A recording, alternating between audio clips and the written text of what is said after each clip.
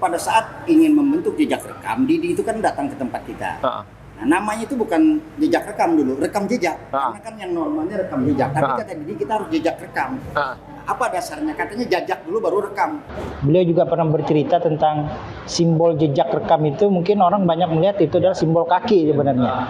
Tapi ternyata pandangan Bang Didi itu bukan kaki, tapi adalah sebuah mahkota kerajaan Banjar yang diletakkan. Jadi ada simbol-simbol tersembunyi sebenarnya yang disisipkan oleh Bang Didi itu di dalam sebuah filosofi jejak rekam itu.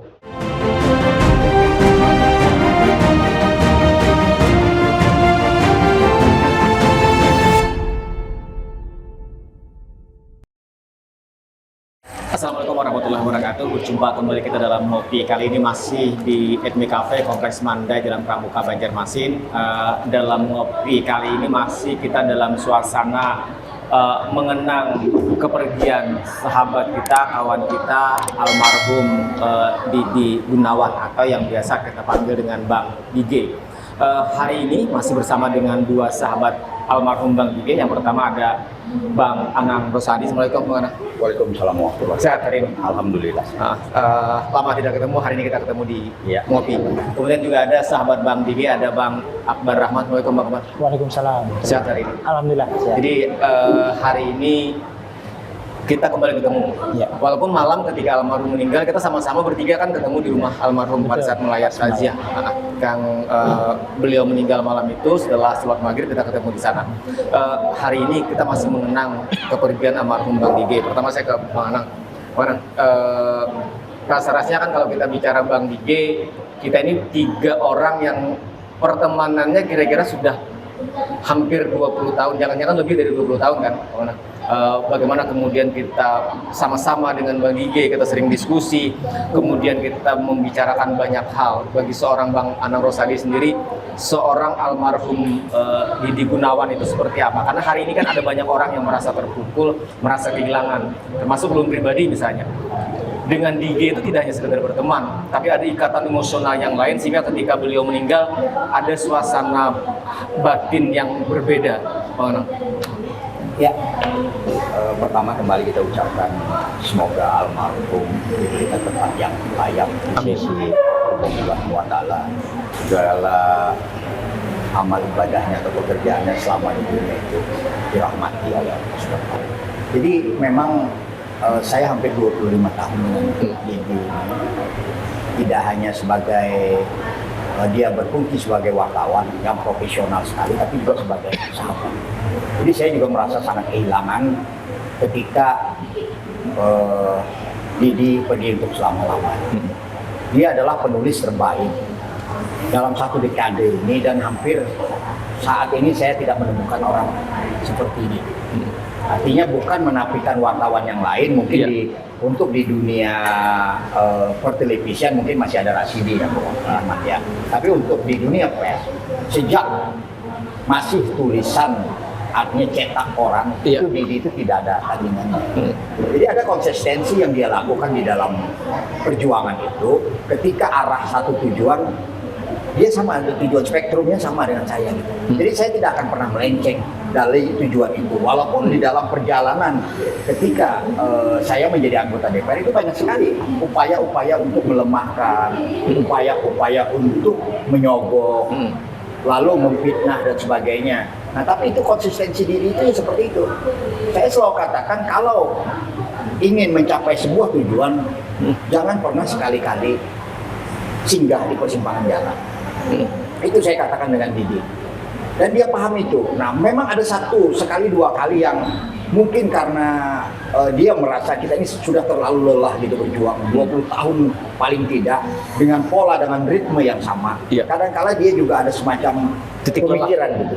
Ya, titik lelah di mana dia mengatakan apakah perlu kita rubah perjuangan ini gitu. Artinya berubah seperti apa? Jadi kata dia gini, bisa nggak Bang Anang agak low sedikit?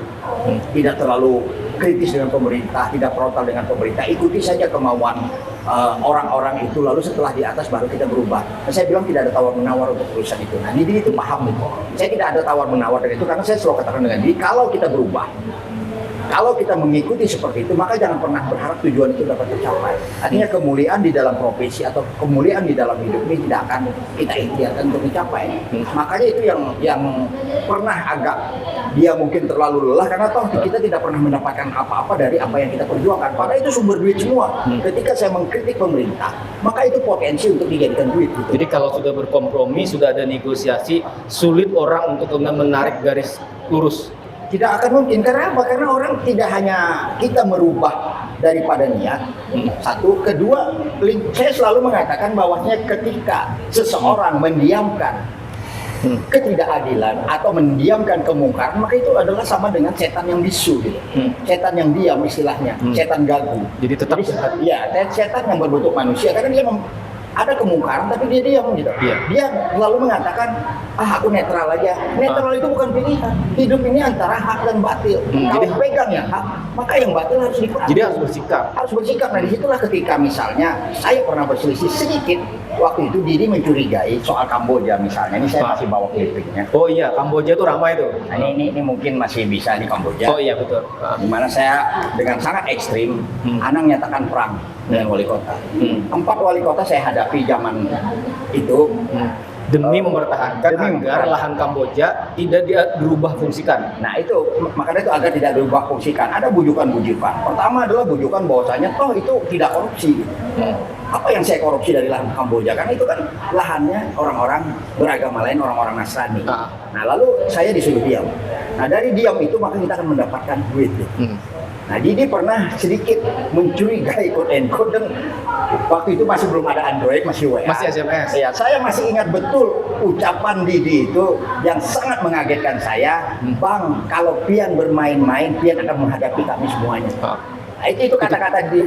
Artinya itu kan cara seorang Didi mengingatkan kawan ya, agar tidak keluar dari garis perjuangan.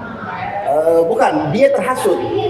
Nah, saya berkawan berpuluh tahun, rupanya dia terhasut. Karena apa? Karena memang itu sangat menggiurkan, sangat rasional untuk tidak diperjuangkan gitu. Karena tidak ada yang bilang kan, saya tidak korupsi, saya hanya tugas saya diam. Jadi ketika Didi mendapat umpan bahwa sudah saya dapat selesai gitu. Nah, lalu dia me-WA saya dengan kaget, dan saya selalu katakan saya selalu katakan dengan kamu, dan kamu harus pegang. Kalau saya korup, kalau saya memperdagangkan soal rakyat pada saat saya memperjuangkannya, saya pilih mati gitu. Itu selalu saya katakan, kan kada tahu kalau kalau aku lebih baik aku mati dia kalau daripada aku memperdagangkan seperti itu, karena itu bukan tipu. Itu satu-satunya saya pernah berselisih dengan. Jadi itu cara bagaimana seorang Bang Anang meyakinkan pada diri bahwa tetap dalam komitmen itu. Saya meyakinkan diri saya tetap dalam komitmen, walaupun itu tidak korupsi, tapi saya diberi amanah oleh orang Kristen bahwasanya lahan itu harus diperjuangkan dan tetap sebagai adalah lahan untuk ruang publik. Nah, padahal waktu itu siasahnya juga sangat manis gitu. Jadi ruang publik yang 2,5 hektar itu dikosongi gitu. Jadi kelilingnya adalah mall. Nah, jadi di tengah ini tetap menurut mereka tidak diganggu kehendak Anang Rosadi. Tapi di sampingnya kawan bisnis. Di sampingnya kawasan bisnis, tapi itu dimanfaatkan sebagai parkir, sebagai nongkrong-nongkrong. Nah, saya tidak mau karena komitmennya adalah semuanya itu adalah lahan untuk publik. Jadi itu contoh bagaimana perjuangan dan kebersamaan seorang Bang Anang dengan Bang Dige. Kayak sekarang. Iya, itu kan tentunya dengan Rasidi sendiri kan dia Rasidi bagaimana saya menggali kuburan. Kita sore-sore ke sana ke makam. Nah, saya ke kuburan pada saat itu saya gali semuanya. Dan itu memerlukan duit, menggali sekitar 3-4 meter menggali kuburan itu bukan duit yang sedikit pada saat itu. Saya gali semuanya untuk membuktikan bahwasanya apakah lahan Kamboja itu peti-petinya dipindahkan semua. Ternyata kan kenyataan yang kita dapat itu tidak. Jadi peti-peti itu masih ada sebagian di sana. Yang di bawah itu adalah kepura-puraan semata-mata, di mana rambut itu hanya ijuk-ijuk belaka gitu. Nah, dan petinya pun kecil. Ini menyaksikan orang sini menyaksikan sendiri. Nah, itulah upaya kita untuk artinya menjaga integritas itu sampai sekarang. Alhamdulillah Didi berpulang, saya tetap terjaga. Jadi itu bagian daripada kebersamaan. Dan kalau soal Kamboja, betul Bang Anang, saya menjadi bagian saksi bagaimana kemudian kita kekuatan seorang Bang Anang, kita mengawal yang namanya Kamboja itu. Sekarang saya ke Bang Akbar. Bang Akbar, masing-masing orang tentu punya catatan, punya pengalaman kebersamaan dengan almarhum Bang Didi Gunawan. Tadi Pak Bang Anang saya luar biasa bagaimana pertemanan dalam perjuangan mempertahankan idealisme, gagasan dan segala macam dengan segala bujuk rayunya. Bang Akbar kan terakhir kita bersama dengan almarhum Bang Dige itu ketika ekspedisi Batang Banyu yang hampir 2 kali 24 jam kita bersama di situ dengan Bang Dige. Tentu seorang Bang Akbar kan juga punya hubungan jauh ke belakang dengan seorang almarhum Bang Dige. Seperti apa Bang? Iya, jadi Bang Didi ini kan sebuah panutan sebenarnya, seorang panutan yang cukup banyak yang bisa kita gali dari apa yang sudah beliau berikan, baik itu secara profesi kewartawanan dan juga pemikiran-pemikiran yang ditulis di dalam tulisan-tulisannya itu luar biasa mendalam saya kira ya. Jadi kalau mengenang Bang Didi ini mungkin sesuatu hal yang sangat sangat luar biasa begitu yang pernah diberikan oleh seorang wartawan di Kalimantan Selatan, bagaimana kepedulian Bang Didi terhadap Banua, Kalimantan Selatan, masyarakatnya juga. Jadi ini yang menjadi kenangan yang luar biasa menurut saya, dan juga selalu berusaha berimbang begitu ya. Jadi memberitakan sesuatu itu bukan tendensius ataupun hanya melihat dalam satu perspektif, tapi selalu mencoba untuk melihat dari perspektif yang lain. Iya, jadi apa yang pernah saya dapatkan, kemudian saya diskusikan dengan Bang Didi itu, bagaimana kemudian sebuah berita itu dianggap bahwa kita harus mengungkap sebuah berita itu untuk memberikan perubahan agar semua masyarakat itu tahu, kemudian bangkit kesadaran dan mulai peduli terhadap apa yang kemudian harus kita perhatikan. Jadi tepat di awal tahun ini misalkan saat itu ada kejadian Bang Didi itu sepertinya turun dari rumah mau berangkat bekerja, kemudian di tengah jalan melihat seseorang yang naik kendaraan begitu jatuh di jalan, langsung menelpon saya gitu ya, menelpon. Ini bagaimana nih pandangan saya begitu terkait dengan kondisi jalan yang seharusnya itu mulus, kemudian tiba-tiba ada pekerjaan yang kemudian tidak selesai lalu merugikan masyarakat. Saya sempat berpikir, luar biasa saya bilang Bang Didi ini ya, naluri jurnalistik dengan kepeduliannya kepada masyarakat, bahwa ini yang kemudian memberikan cerminan bagaimana seorang Didi itu. Sebenarnya jauh dari itu saya sudah sudah melihat bahwa beliau ini memang betul-betul tulus ya, dalam hal banyak hal gitu ya, dan tetap dalam dunia kesederhanaan. Jadi suatu sore itu saya pernah diajak untuk wawancara begitu. Kemudian kita ketemu di mana, janjian. Saya kira kita akan ketemu di kafe, ternyata hanya di warung kaki 5 begitu. Dan luar biasa, kami banyak diskusi bagaimana tentang kota begitu, bagaimana tentang lingkungan, dan bagaimana tentang pembangunan masyarakat itu. Kemudian Bang Didi juga bercerita tentang sejarah gitu ya. Jadi saya kira wawasannya luar biasa juga. Jadi banyak hal yang bisa kita pelajari lebih mendalam lagi terhadap Bang Didi ini. Jadi misalnya bagaimana kemudian Bang Didi ini ingin pembangunan di Banua atau di Banjarmasin saja, contohkan bagaimana kemudian kearifan lokal itu menjadi dasar, melihat dari masa lalu, kemudian kita belajar banyak dari masa lalu karena beliau juga suka belajar sejarah begitu ya. Lalu kita belajar lagi dari sejarah, kenapa kemudian hal itu terjadi saat ini padahal di masa-masa yang lalu kita itu baik-baik saja begitu ya. Jadi misalnya masalah bagaimana tata kota kita yang hari ini ya bisa dikatakan semraut begitu ya, dengan pembangunan yang luar biasa cepat, tapi secara infrastruktur kita masih banyak yang harus dibenahi. Jadi wawasan beliau itu memang luar biasa gitu ya. Bukan hanya pada satu konteks permasalahan, tapi banyak hal yang bisa dia, dan itu memang terbukti dari tulisan-tulisannya kan yang sangat mendalam. Nah ini yang kemudian saya merasa ya gitu ya, Kalimantan Selatan itu kehilangan seorang wartawan yang menjadi panutan, bagaimana seorang wartawan itu peduli terhadap pembangunan daerahnya sendiri, namun dia tetap konsisten dan idealis memegang prinsip-prinsip yang ia anggap benar gitu ya. Dan ini yang menjadi kenangan yang luar biasa menurut saya.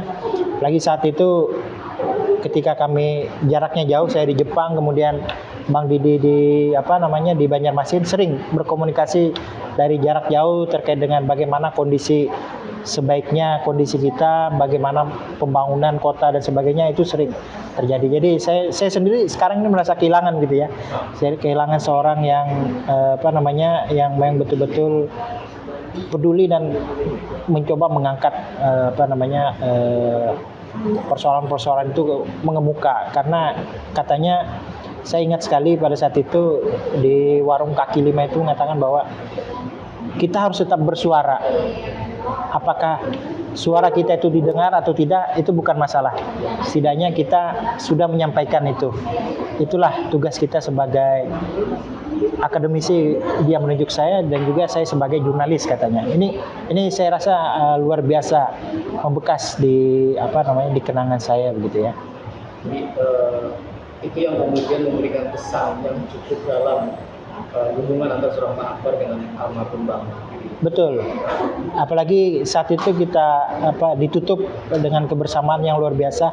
Perjalanan dari Banjarmasin ke Negara dengan menggunakan kapal itu, saya sempat tidur saat berdampingan malam itu kan di kapal.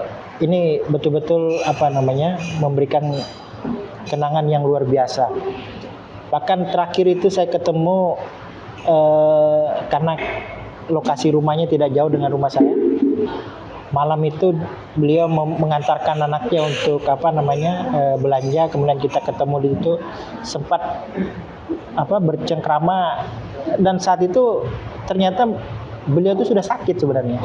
Sudah sakit tapi tidak menampakkan hal itu. Ini luar biasa saya kira. Itu 1 minggu sebelum masuk rumah sakit. 1 minggu sebelum rumah sakit. Kemudian kita semua kaget ketika kemudian beliau masuk rumah sakit dan kondisinya semakin melemah gitu ya. Nah ini yang menjadi luar biasa. Ketika almarhum sakit, terakhir kita berdua itu kan, walaupun setelahnya Bang Ana kan kembali menjenguk Bang Dige. Tanggal 29 Maret di akhir Ramadan, malam-malam kan kita ke rumah sakit. Waktu itu almarhum sudah dalam kondisi yang sangat lemah, jantung, kemudian stroke, ginjal, dan nyaris tidak bisa apa-apa. Malam itu sebelum kita pulang kan, dia menatap itu sangat dalam, seolah-olah enggan untuk kita tinggal malam itu, Bang. Nah ini rasanya kan itu yang kemudian membuat kita sangat kehilangan, Bang. Apalagi Bang Anang sering kali ketemu dengan almarhum, bahkan setelah kita tanggal 29 Maret kan masih ketemu dengan almarhum kan. Itu bagaimana kita menyaksikan seorang almarhum itu berjuang melawan sakitnya, dan dalam kondisi sakit dengan tubuh yang tidak bisa berbuat apa-apa, dia masih menerima kita itu kan, dan tetap matanya sangat kita rasakan kan, Bang Anang. Ya jadi terakhir itu kan dia minta pijitin dengan saya gitu kan. Tapi kebetulan kan kadang-kala kita sering melihat orang-orang seperti itu. Saya pikir ini memang didinya kan berjuang, karena bukan mendahului, tapi kan kondisinya, penyakitnya, tanda-tanda ketika dia memandang, lalu beberapa kali dia melihat ke atas itu, saya merasa pada saat itu ini mungkin yang terbaik. Jadi terakhir saya mijitin Didi di sana, dia minta saya pegang tangannya, kita pijitin, dan setelah itu ya kita terus intens berkomunikasi dengan kakaknya. Jadi dari sisi perkawanan terus terang saya kehilangan. Saya kehilangan yang sangat dalam karena saya satu frekuensi, satu jalur pemikiran, dan dia tahu apa yang saya harus ingatkan. Walaupun saya tidak menulis berita secara detail, saya hanya menyampaikan poin-poinnya. Didi sudah bisa merangkai. Iya. Nah, cuma ada satu hal juga kadang-kala yang kita berdiskusi dengan Didi, bahwasanya jangan memasukkan opini. Seorang wartawan itu tidak boleh memasukkan opininya. Jadi opini seorang wartawan itu tidak boleh masuk di dalam rilisnya orang. Nah, kadang-kala dia karena saking lajunya pemikiran dan ingin cepatnya tercapai, kadang-kala saya belum menuangkan sebuah kalimat, dia mendefinisikan gitu. Nah, karena definisi itu akan berbeda ketika kita mengkritik pemerintah, itu cukup berbahaya bagi wartawan gitu. Karena seolah-olah kan datang dari kita, padahal keinginan dia yang cepat. Nah, itu yang pernah ada yang saya bilang, tolong kalau ada opini itu jangan masuk ke dalam tulisan. Nah, itu aja. Tapi ya pada intinya ya bagus gitu. Tapi tidak ada yang salah. Tapi saya hanya mengingatkan kawan-kawan pers, karena saya juga lama di pers, bahwasanya jangan memasukkan opini. Mungkin dia tidak sabar. Iya, tidak sabar karena ingin sekali bahwasanya capaian itu terwujud gitu. Nah, tapi dia juga menyadari, dan juga pada saat misalnya kita mengkritik soal pintu gerbang, itu kan habis-habisan saya berperkara dengan Pak Yudi Wahyudi. Nah, akhirnya kan Pak Yudi nyari saya juga terakhirnya.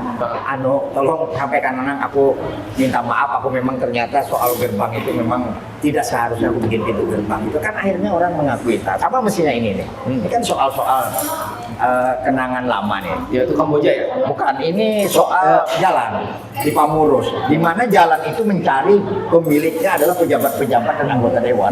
Jadi jalan itu bisa berkelok-kelok, bermacam-macam mencari siapa punya di sana. Lahan itu ya. Lahan di situ. Jadi itu memang kerjaan daripada pejabat itu seperti itu. Bagaimana dia tanah yang dibeli 2-3 ribu misalnya gitu, perak itu bisa menjadi 2-30 ribu harganya. Lalu dicarikanlah dengan proyek oleh anggota dewan. Itu akalnya memang anggota dewan gitu. Akal-akal quote and quote banditnya itu ada juga di sana gitu. Tidak ada pemerintah. Jadi gimana di situ punya pejabat, jalan ini belok gitu, saya belok ke sana kemari supaya kena masuk ke jalan orang itu. Nah, itu modus sebenarnya. Bagaimana makanya kenapa Kalimantan Selatan, Banjarmasin atau dimanapun, tidak hanya di Banjarmasin, artinya di daerah lain menggunakan kekuasaan untuk kepentingan pribadinya. Jadi dia beli tanah di situ baru dia bikin jalan. Itu modus sebenarnya. Modus-modus yang Didi suka tahu. Makanya waktu itu saya ajak jalan sampai kemana nih? Ini jalan dia bisa lurus nih. Kenapa jadi belok? Ternyata ada punya A, punya B, punya pejabat gitu. Nah, itu anunya poinnya. Jadi Didi adalah orang yang memang luar biasa, dan ya kita tentu ya tadi kata Bung Akbar, kita kehilangan yang sangat dalam. Saya rasa tidak lahir ini orang seperti ini, karena saya 20 tahun loh, tidak sedikit loh, 25 hampir sebelum saya masuk dewan dengan Didi. Saya bukan artinya meniadakan pers yang lain selain Rasidi di TV gitu ya. Yang lain ini lemah gitu, lumpuh. Bang Anang, dulu tuh kan kita ada istilah 3D kan, Didi, Anang Rosadi, Rasidi. Iya, ada itu. Jadi kayak cuma tiga bertiga gitu, yang artinya komitmen, konsisten. Bahkan ada yang membujuk saya menganalogikan begini, ambil aja duitnya, ikan pun makan tahi gitu, saking anunya. Jadi ikan makan tahi, tahi itu dimakan oleh manusia gitu, atau ikannya itu dimakan manusia. Jadi bisa kita pisahkan artinya. Jadi kita ini menyamakan kita dengan binatang. Saking bagaimana orang ingin melemahkan perjuangan itu. Artinya ini ada binatang itu makan yang macam-macam gitu. Tapi kenapa manusia makan aja gitu? Jadi pisahkan aja. Artinya ini harta baik, ini harta tidak baik. Ini tidak. Nah, saya tidak ada rumusan seperti itu. Semua yang batil, yang tidak dapat dengan baik itu harus dihindari. Intinya kita harus menghindari sedemikian rupa, menghindari, dan Didi tahu itu. Saya tidak pernah terjamah sedikit pun soal itu. Ini terakhir mana? Bang Dige boleh pergi. Iya. Bang Dige hari ini sudah tidak ada. Sesungguhnya kita ini kan juga hanya soal menunggu antrian. Betul. Pada saatnya kita juga akan sama arahnya ke sana. Hari ini yang diwariskan almarhum Bang Didi Gunawan kepada kita adalah semangat, idealisme, termasuk soal media, jejak rekam yang beliau rintis, mau tidak mau, tidak suka, bahkan komisarisnya sendiri Bang Subhan Syarif bisa menyebutkan hari ini itu amanah berat yang harus kita jaga, yang harus kita rawat. Bagaimana memastikan media yang ditinggalkan almarhum ini tetap dalam koridornya, tetap menjadi media perjuangan. Bagaimana teman-teman aktivis bisa memasukkan pikirannya di situ. Bang Anang, bagaimana kita ke depan menjaga dan merawat warisan seorang almarhum Didi? Nah, jadi pada saat ingin membentuk jejak rekam, Didi itu kan datang ke tempat kita. Nah, namanya itu bukan jejak rekam dulu, rekam jejak. Karena kan yang normalnya rekam jejak. Tapi kata Didi kita harus jejak rekam. Apa dasarnya? Katanya jajak dulu baru rekam. Artinya ini koran. Ini koran yang harus kita bidik orang gitu. Kita bidik orang itu untuk ke jalan yang lurus, lalu kita rekam gitu. Ini akan menjadi rekam jejaknya nanti ke depan sebagai yang tidak terpisahkan daripada orang itu. Nah, jadi waktu itu kita balik. Maksudnya namanya jejak rekam, bukan rekam jejak gitu. Nah, jadi filosofinya seperti itu. Jadi kalau kita kritik orang, itu memang harus dikritik, dijajak dulu, jadi kena hanya direkam. Rekaman itulah yang akan menjadi pedoman orang itu untuk ke depan. Ini ikhtiar daripada Didi. Saya rasa berat sekarang kita mencari wartawan yang gigih, komitmen, dan tidak mencari duit. Ini yang berat. Tapi satu mengenang yang sering kita rasa-rasanya kita sama nih, sama mengkritik seorang Didi. Dia sering abai dengan dirinya sendiri. Termasuk soal kesehatan, soal makan, pola hidupnya, yang dia itu sering kali lupa dengan urusan itu. Nah, itu Didi memang 20 tahun saya selalu ingatkan soal pola makan. Ini kan bukan soal matinya lah, meninggal. Semua orang pasti. Orang pasti meninggal, tapi ketika kesakitan itu datang, disitulah bedanya. Mengapa saya selalu kritik pemerintah soal rumah sakit, kritik pemerintah soal makanan. Itu pemerintah itu harusnya domainnya. Ini karena tadi mengulang tentang hidupnya Didi dengan penyakitnya gitu ya. Waktu saya selalu mengkritik pemerintah itu ketika misalnya menggunakan anggaran negara di dalam rangka import obat, maka otak daripada pemerintah itu harusnya import itu dulu. Bagaimana import itu dikurangi, karena import yang besar 90% obat itu import berarti akan menghabiskan devisa negara. Nah, devisa negara habis berarti rakyat tidak akan pernah makmur karena duitnya akan keluar. Belum lagi keterlibatan farmasi memaksa dokter. Maka saya selalu mengingatkan pola ini harus dirubah. Pemerintah ini harus menyehatkan masyarakat dengan polanya. Maka itu BPOM itu harus didorong. Jangan dibiarkan, karena di dalam bulan ini saja 20 orang dengan pola yang sama, Pak Ahmad. Pola yang sama, makannya sama, minumnya sama, kelakuannya sama, penyakitnya sama. Masih mengenang. Iya, 20 tumor, kanker usus, ginjal. Dalam usia yang relatif sangat muda masih kan mereka. Sangat muda itu secara. Bahkan ada anak-anak ya? Iya, ada anak-anak ginjal, diabetes, dan semuanya polanya sama, minum saja, minuman yang pengawet. Ya. Saya harus sebut mie instan menjadi makanan rutin, suplemen menjadi kebutuhan rutin. Seharusnya kan itu yang pemerintah tahu. Ketika misalnya di rumah sakit, ini kita agak melebar sedikit ya. Ketika misalnya terjadi ada suatu penyakit di rumah sakit yang abnormal, maka rekam medis itu harus dicatat. Dicatat menjadi bagian daripada strategi menangani kesehatan. Lalu masuklah di dinas-dinas untuk menstimulasi itu. Nah, kalau memang perannya BPOM, perannya Pol PP, perannya pemerintah, DPR membuat aturan, maka regulasilah yang dibuat, tindakan hukumlah yang dibuat, sehingga orang terlindungi. Jangan membiarkan masyarakat makan racun. Jangan semata bicara soal impor obat. Iya, kan bicara obat impor obat. Kalau masyarakat sehat, otomatis impor rendah. Rumah sakit harus kosong. Iya. Ini jangan membangun berlomba-lomba rumah sakit karena ada BPJS. Bermega-mega. Itu yang saya selalu bilang dengan Didi. Kenapa kesehatan itu penting? Nah, karena itu bagian daripada diri kita. Karena kesehatan kita ada kawat. Menurut saya selalu bicara dengan Didi. Apapun kita masih bisa tolong menolong. Tapi ketika sakit tidak ada yang bisa diberikan. Itu yang selalu katakan. Jadi kalau ikam sakit, aku tidak akan nolong apa-apa. Tidak akan bisa sakit ikam dibagi atau sakit itu dibagi. Nah, jaga kesehatan dengan baik. Kalau toh meninggal, ya meninggal saja. Tapi paling tidak ada periodik yang menyebabkan akibat dari sebuah perbuatan. Itu yang selalu saya katakan. Jadi kalau sakit tidak ada hal yang membuat kesakitan itu menjadi lebih parah. Ya, pertama kesakitan tidak menjadi parah. Kedua, penyesalan. Nah, penyesalan ini yang sering terjadi karena kita menyesal, kenapa aku dulu makan ini, kenapa aku dulu. Nah, penyesalan inilah yang menyebabkan kepasrahan kepada takdir itu kadang-kala menjadi gundah gitu. Nah, tapi ini memang ada benarnya. Contohnya saya 20 Bang Akbar yang sama pola makannya, sama kelakuannya, sama minumannya, itu sakitnya sama. Sakitnya sama. Artinya kan semua yang masuk di dalam tubuh menumpuk di ginjal, menumpuk di usus, itu yang menyebabkan semuanya menjadi amburadul. Dan itu pemerintah sepertinya enjoy aja gitu. BPOM tidak didorong, makanan-makanan sampah tetap aja. Tidak ada upaya pemerintah kecuali pemerintah ini mikirkan otaknya siapa jadi duit itu aja. Maka itulah kemudian fungsi jurnalistik, fungsi pers yang dijalankan oleh seorang Didi Gunawan untuk mengingatkan pengambil kebijakan. Terakhir saya ingin kembali ke Bang Akbar, bahwa ada banyak hal dititipkan almarhum, ditinggalkan almarhum hari ini yang itu kemudian harus kita rawat ke depan. Ada soal bagaimana kemudian kalau Bang Didi bercerita jurnalistik itu adalah mengingatkan mereka yang berkuasa dan memberikan harapan pada mereka yang papa. Sering kali kita diskusi soal itu. Dan hari ini juga Bang Didi kan mewariskan yang namanya jejak rekam. Dan itu yang kemudian harus kita rawat ke depan. Hari ini kita boleh kehilangan Bang Dige, tetapi kan pada saatnya kita akan melanjutkan apa-apa yang sudah dilakukan seorang almarhum dengan apa yang kita lakukan hari ini, Bang Akbar. Iya. Jadi menarik tadi ya, jejak rekam jejak gitu, itu sebuah pilihan yang luar biasa. Jadi memang Bang Didi ini filosofinya tinggi juga, bukan hanya pilihan kata-kata. Beliau juga pernah bercerita tentang simbol jejak rekam itu, mungkin orang banyak melihat itu adalah simbol kaki sebenarnya. Tapi ternyata pandangan Bang Didi itu bukan kaki, tapi adalah sebuah mahkota kerajaan Banjar yang diletakkan. Jadi ada simbol-simbol tersembunyi sebenarnya yang disisipkan oleh Bang Didi itu di dalam sebuah filosofi jejak rekam itu. Ini luar biasa. Saya tidak pernah menyangka bahwa sedalam itu pemikiran Bang Didi melihat sesuatu itu ya. Jadi sangat menarik. Jadi tadi kembali dulu ke rumah sakit ya. Saya bersyukur sebelum beliau tidak bisa lagi berkomunikasi, 1 hari sebelumnya saya sempat datang kemudian berbicara panjang. Jadi sebelum beliau yang jatuh sebelum jatuh yang subuh itu, jadi hampir 1 jam kami bercerita, dan di situ juga tertuang bagaimana kemudian Bang Didi ini memang sangat aware dimanapun kondisinya saat itu.